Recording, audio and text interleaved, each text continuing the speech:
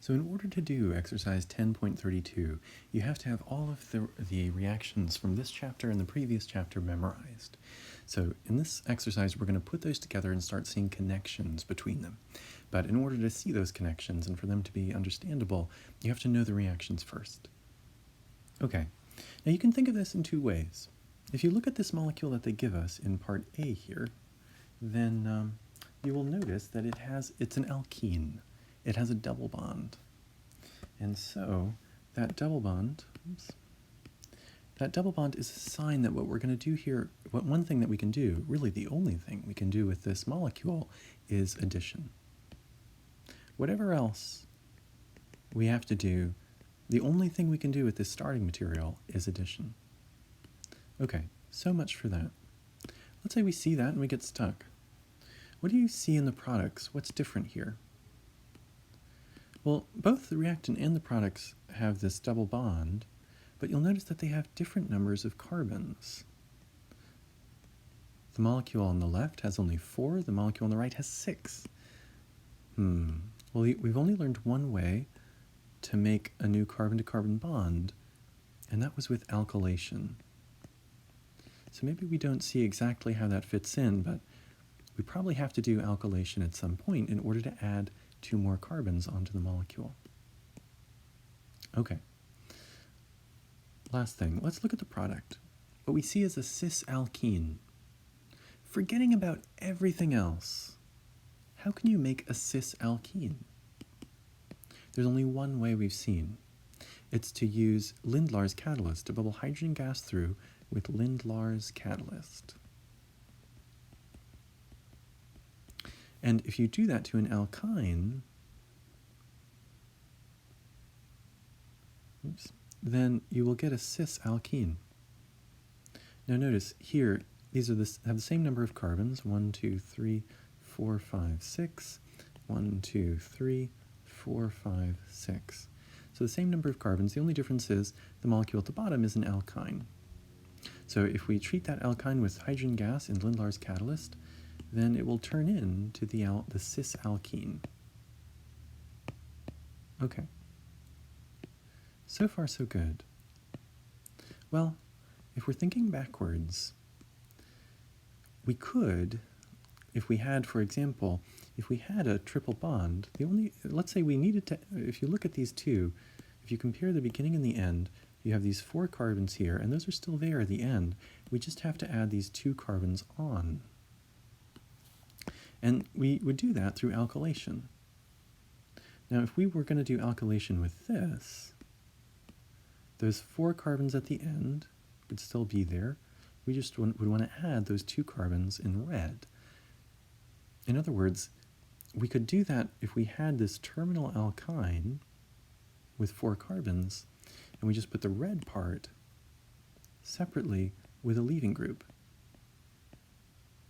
Because if we treat this first with sodium amide, like we did in the previous videos, a lot, that steals that hydrogen, turns that into a carbon nucleophile, and then we can react it with this alkyl halide and get this triple bond.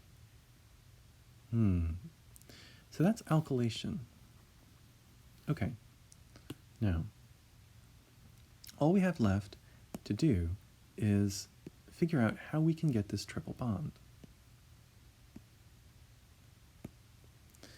So, all we can do with our original product is addition, or original reactant, or original molecule is addition. Otherwise, this original molecule is the exact same as this, it just has a triple bond. How can we turn a double bond into a triple bond? And this is something we've seen in a previous video too.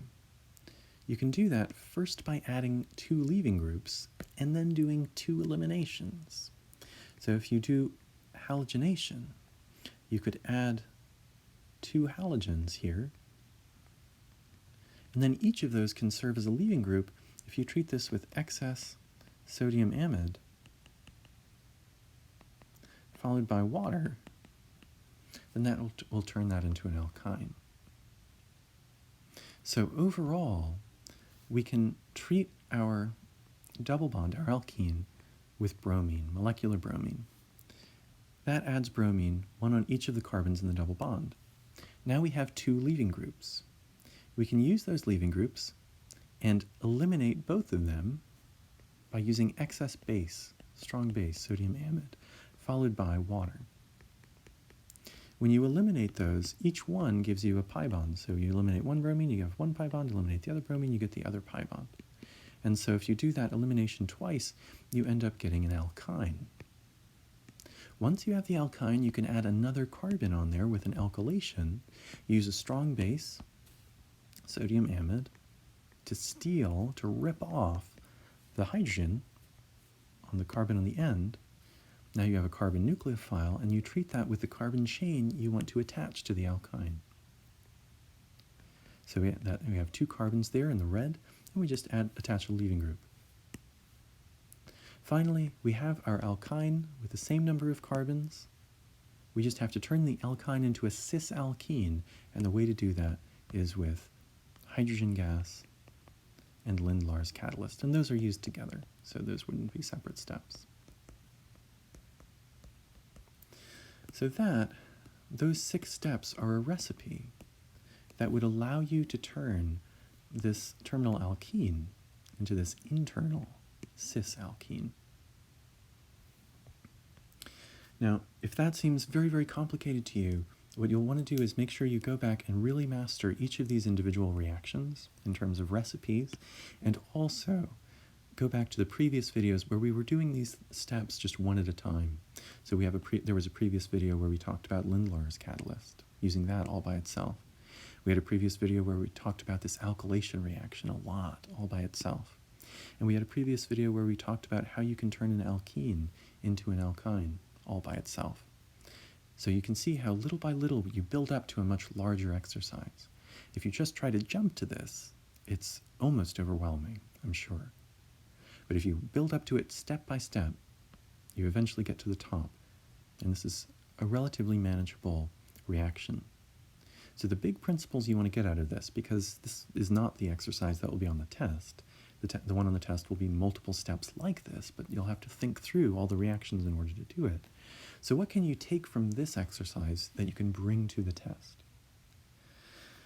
Okay, well, the first thing is that you can turn an alkene into an alkyne by adding halogen and then doing 2 eliminations with excess sodium amide and water.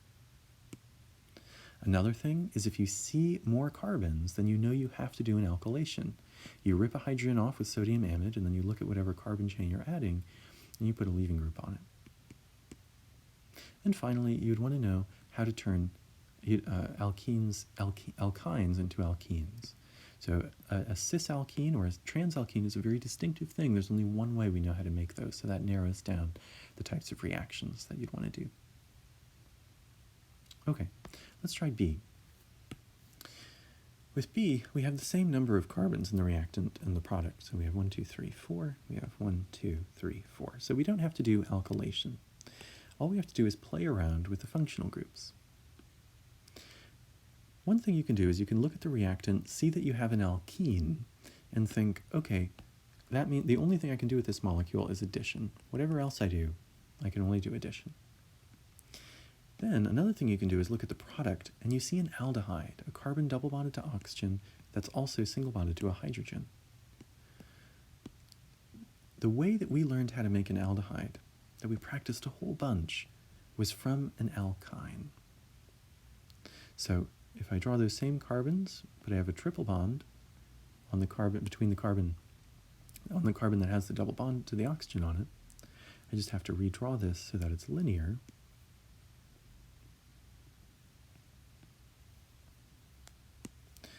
So if I had that terminal alkyne and I treat it and I do hydroboration oxidation, then I can add an oxygen in an anti-Markovnikov way. You'd see this oxygen is on the less substituted carbon. This carbon is primary, this carbon is secondary. The oxygen went on the less substituted carbon, the hydrogen went on the more substituted carbon. That's anti-Markovnikov addition, and so what you'd want to do is hydroboration oxidation. Now, if you do hydroboration oxidation on an alkyne, you would either use 9-BBN or any dialkyl borane, followed by hydrogen peroxide and sodium hydroxide. And this is a reaction that we had separate videos on before. We've done a couple separate videos on. Okay, So you see that aldehyde, and that's a sort of like a key word almost. It's a key feature. And that should point out, okay, I can make that from an alkyne, specifically from the anti-Markovnikov addition of H and OH. Okay, so now if we compare the alkene starting material to what we have, the alkyne, we see the feature that we saw before. How do you turn an alkene into an alkyne? Well, first you add 2 halogens, 2 leaving groups, and then you eliminate both of them. So to eliminate them, you treat them with excess strong base, so sodium amide, followed by water. And that gives you your whole synthesis. First, you treat the alkene. You add bromine onto it, molecular bromine. That gives you 2 leaving groups. Once you have those, you can do elimination of both of the leaving groups. So you treat it with excess strong base, sodium amide, and you follow it up with water to stabilize the carbon at the end, which otherwise would be a carbon nucleophile. And then once you have that alkyne, you can add the oxygen, double bond to the oxygen on the less substituted carbon by doing hydroboration oxidation. So you could use, for example, 9-BBN followed by hydrogen peroxide and sodium hydroxide. And those 5 steps would allow you to do this transformation. So again, step back. It's not going to help to just memorize these steps, because the order matters and the reactions will be different on the test. They'll be in a different order and they may not be these same reactions. So what can you learn from this that you can apply to what will be on the test? First thing, you can turn an alkene into an alkyne by adding a halogen and then doing an elimination. And we've seen this in a previous video, in addition to the previous exercise. And the second is watch out for aldehydes and ketones. Those are signs that you probably did a hydration reaction on an alkyne. If the double bond to the oxygen is on the less substituted carbon, then you did anti-Markovnikov addition, and you do hydroboration oxidation. If it were on the more substituted carbon, then you did Markovnikov addition, and you do acid-catalyzed hydration. So H2O, H2SO4, and HgSO4 on an alkyne. Okay, let's try C. Now with C, we have the same number of carbons in the starting material and in the product. 1, 2, 3, 4, 1, 2, 3, 4. So we don't have to do alkylation. It's always a good thing to check for at the beginning. One thing you'll see is that we have 2 pi bonds here and we don't have any in the products. And we added an OH.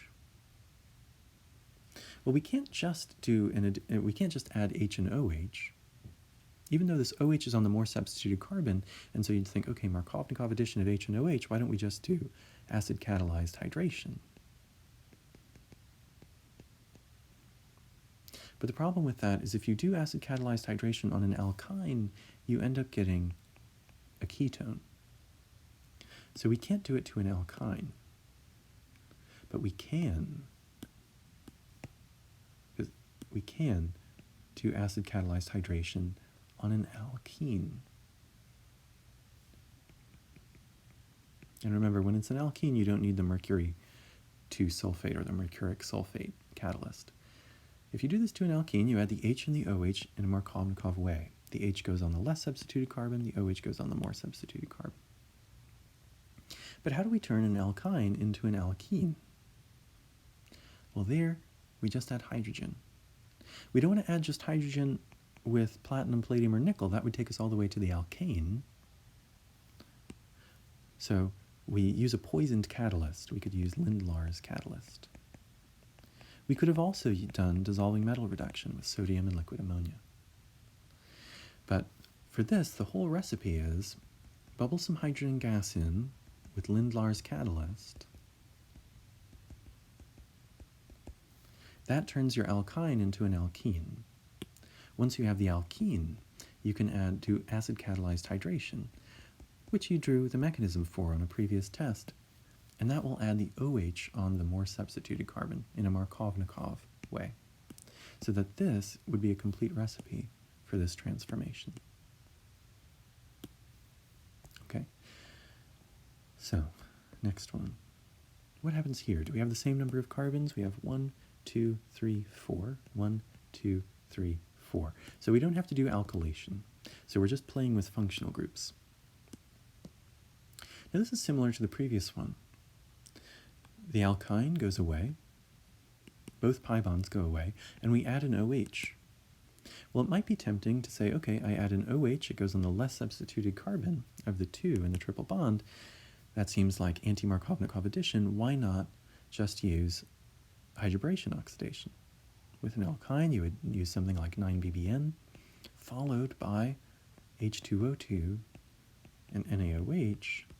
But if you do that, you end up with the aldehyde. You add the H and the OH, but then it keto-enol tautomerizes to the aldehyde, as we've drawn the mechanism before earlier and discussed in previous videos. So you can't do hydroboration oxidation at first, but maybe you can do it later. If you do hydroboration oxidation to an alkene, then you do add H and OH, and the OH goes on the less substituted carbon, the H goes on the more substituted carbon. But how can we turn this alkyne into an alkene? Well, for that we can do hydrogenation. Now we used hydrogen gas and Lindlar's catalyst before, so let's use a different one just to refresh your memory to see how they're applied. You can use dissolving metal reduction, sodium and ammonia. Now this would normally give you a trans alkene, but here this can't be cis or trans, so you can use either dissolving metal reduction or Lindlar's catalyst. And that was true for this too. You could have used dissolving metal reduction up here. This is not cis or trans because this carbon is bonded to 2 of the same thing, hydrogen. So if that ever happens, if one of the carbons in a double bond is bonded to the same thing twice, you can't have cis or trans. So both using Lindlar's catalyst or using dissolving metal reduction will just take you to the alkene. Once you have the alkene, you can do hydroboration oxidation to add H and OH in an anti-Markovnikov way.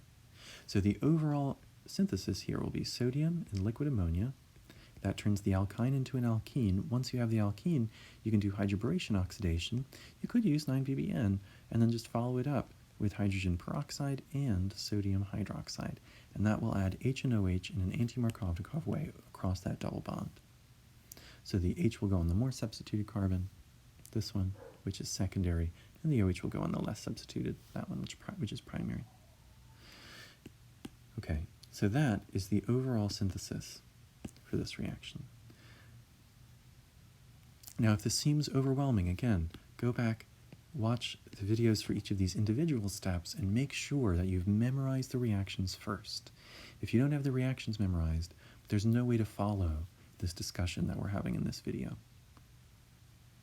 Okay, let's try this one. So here, you'll notice that we don't have the same number of carbons. We have 1, 2, 3, 4 in our reactant, and we have 1, 2, 3, 4, 5, 6 in our product. In other words, we would want to add 2 more carbons onto this molecule. So we know at some point we're going to have to do alkylation. Okay, and we should probably do it sooner than later because we already have our terminal alkyne. Let's just try working with that, seeing what we can do. This may just be brainstorming, it may just be a rough draft, but you try something. In general, if you ever get stuck, look for differences between the 2 molecules. Think about big categories like addition, substitution, or elimination that would create those differences. And then, and this is the crucial thing, both in synthesis in general and in science in general, try something. It may not work, but that gives you information too. That narrows down what you have to do. Even if something doesn't work, you at least know you don't use that reaction, so you can try using a different one, and it gives you a different direction. But if you don't try anything, if you sit back and say, I have no idea, I can't see the connection, then you never get closer. If you try something, you may start to see connections. Okay, so what if we did alkylation here? Maybe it'll lead to nothing, but maybe it won't. Who knows? We have this hydrogen at the end. We could rip it off with a strong base like sodium amide.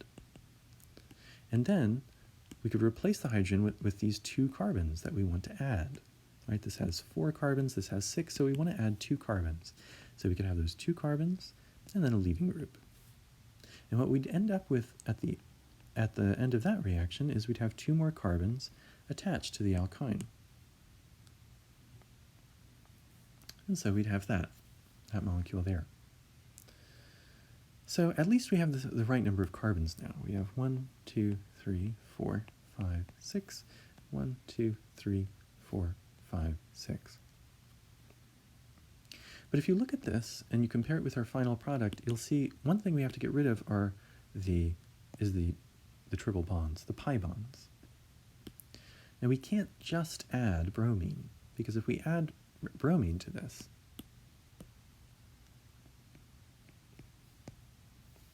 then what we'll get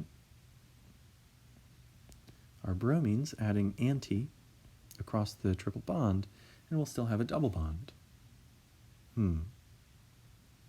Well, actually, we could try doing that and then just reduce the double bond by using hydrogenation, hydrogen gas and platinum, palladium, or nickel. And that would give us, at first glance, that would give us the product. However, remember that this adds syn. So if you do that, they will add on the same side, and the bromines will also be syn. But here, they're trans. So we can't do these reactions in this order because they don't give us the right stereochemistry. Okay. What if instead of adding the bromine first, we turned it into an alkyne first? An alkene first. If we sort of created a transalkene, we used dissolving metal reduction, and then we get the transalkene.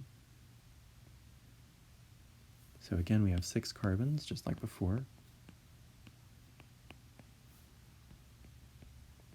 The pi bond is between carbons 3 and 4.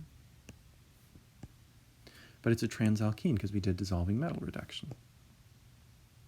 Well, if we do that, and then we do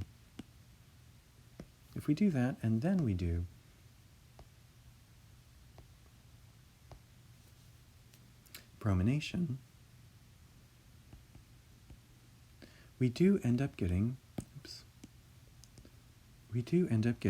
the product we want, because remember, bromination is anti.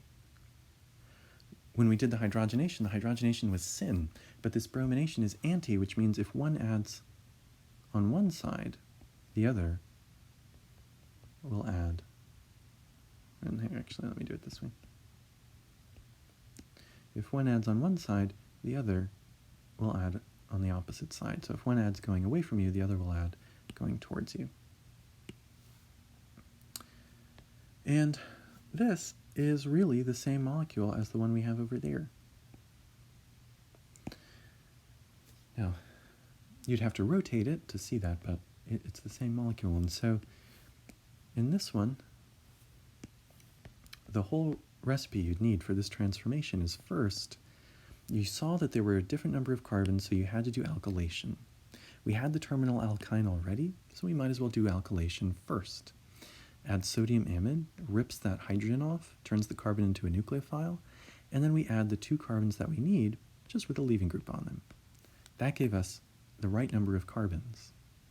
Then we had to start getting rid of the pi bonds, and we know we had to add 2 bromines. So we knew we had to do bromination, but we didn't know the order. We tried doing bromination first, but it didn't give us the right stereochemistry. So instead, we did hydrogenation first. We got the transalkene by doing dissolving metal reduction, sodium and ammonia, and after we had that, we treated that alkene with bromine, molecular bromine, and that added anti onto the double bond, which gave us the product we wanted. So with this one, big themes. Notice the different number of carbons meant we had to do alkylation. Another big theme, turning alkynes into alkenes by doing some type of hydrogenation, and there are 3 types in this chapter. Regular hydrogenation goes straight to the alkane, Lindlar's catalyst gives you the cis-alkene, and dissolving metal reduction gives you the trans. And lastly, we had to remember the stereochemistry of hydrogenation and also of halogenation for this reaction. So we kept that in mind, and that told us that we had to do the hydrogenation first and the halogenation last. Okay, this one is really the same. The only difference is that we seem to have had a sort of cis alkene. So we can sort of follow the same procedure. We see that the number of carbons increases. The one on the left, there are 4 carbons. Here on the right, there are 6 carbons. So we need to add 2 more carbons. We have the terminal alkyne already, so we can treat this with sodium hydride. That strong base will rip the hydrogen off here, turn that into a carbon nucleophile. Then we can add the 2 other carbons with, we just have to add a leaving group there, and so that gives us the alkyne. So far this is exactly the same as the previous thing we did. The one difference is we need to turn this into an alkene that is cis. And the way you do that is by adding hydrogen gas and Lindlar's catalyst.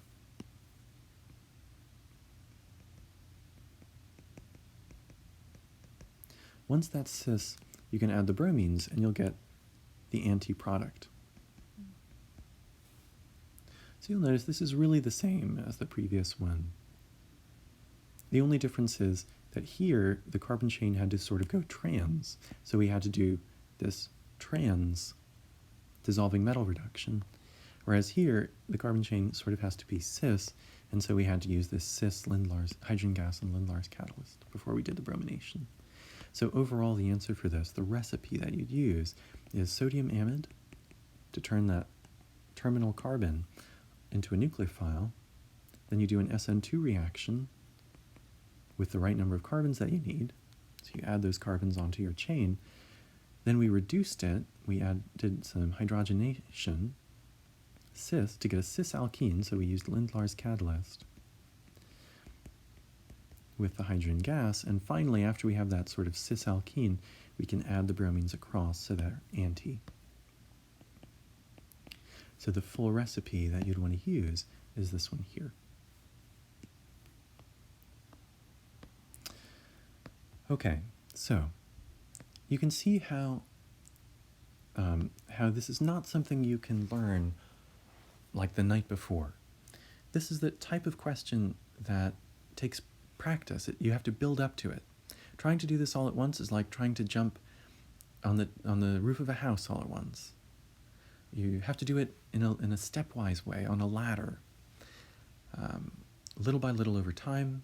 We've done each of these reactions separately in previous videos, and so here we're just taking those transformations that you would already be familiar with, and recipes that you already know like the back of your hand, and we're just creating connections between them. Hopefully this exercise in this video gave you some practice in doing that.